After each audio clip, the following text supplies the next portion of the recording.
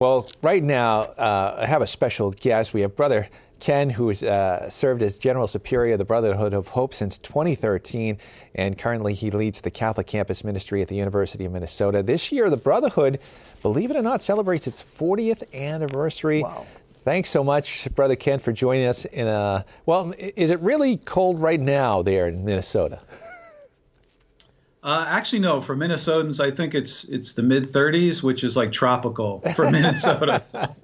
So not bad at all.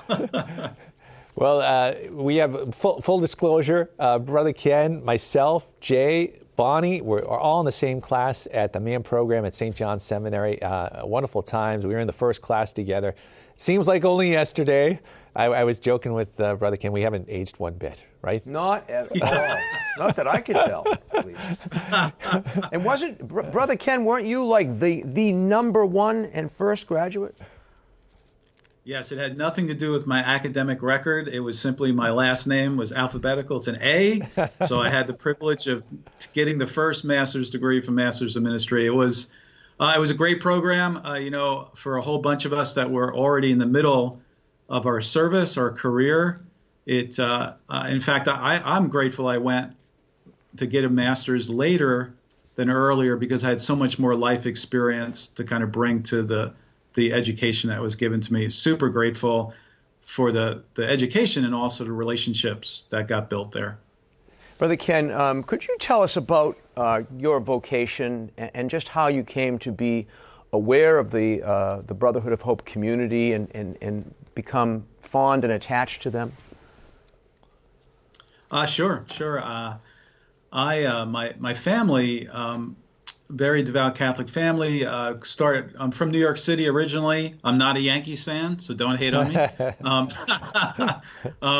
But my family was involved in a Catholic community called the People of Hope in New Jersey, and the Brotherhood has its origins in this family community.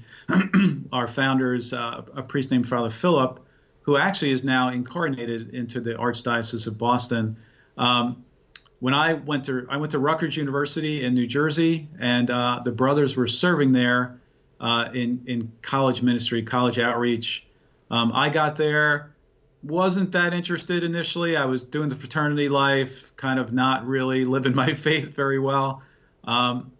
Took a risk. I got invited on a young men's retreat, college men's retreat that the brothers were running, and really was the first time that I ever encountered men my age, young college students that had real faith, a kind of faith that I had never interacted with, seen before.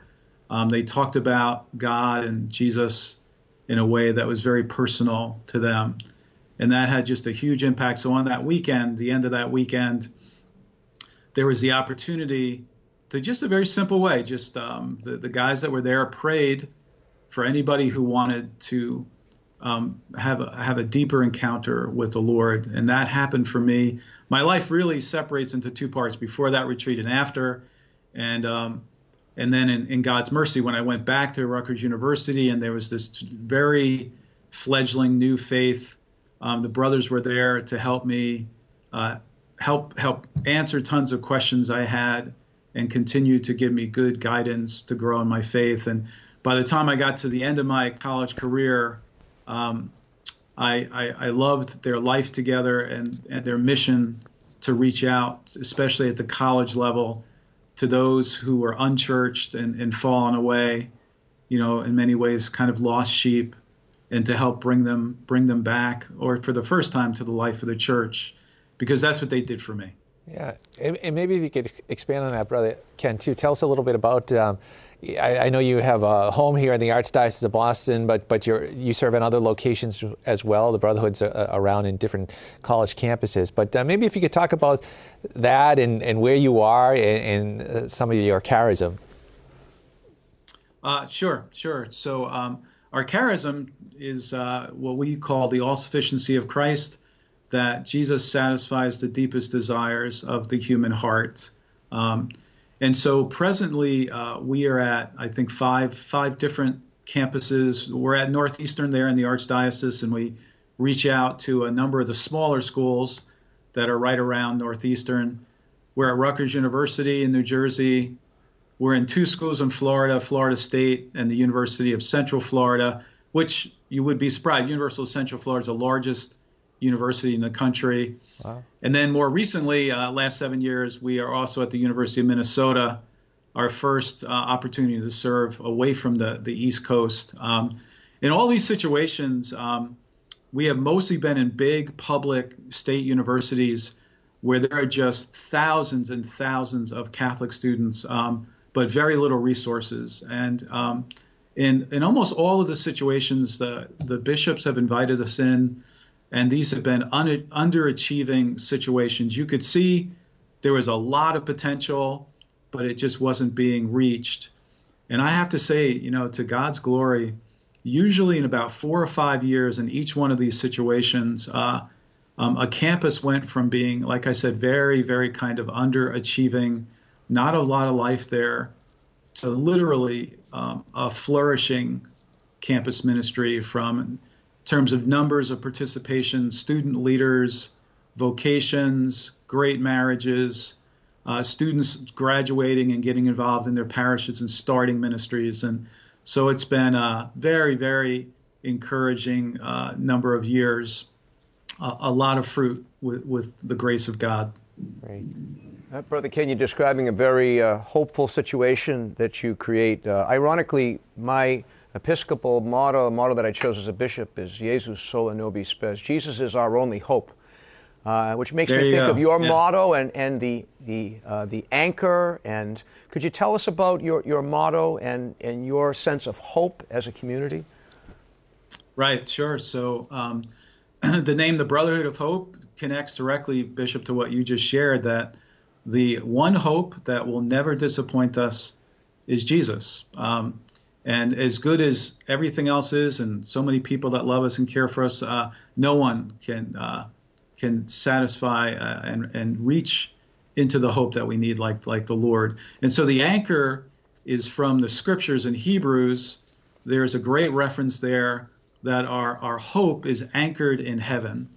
And so our motto, or if you saw our kind of logo on our habits, you see an anchor and you see an M at the top of the anchor, and that's Mary.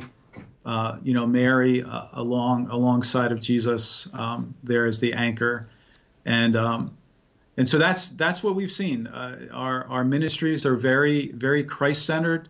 What began the kind of renaissance in all these different schools was very simple, just helping young college students encounter the love of the Lord for themselves for the first time, and then that becomes contagious to their friends and to other aspects of the campus.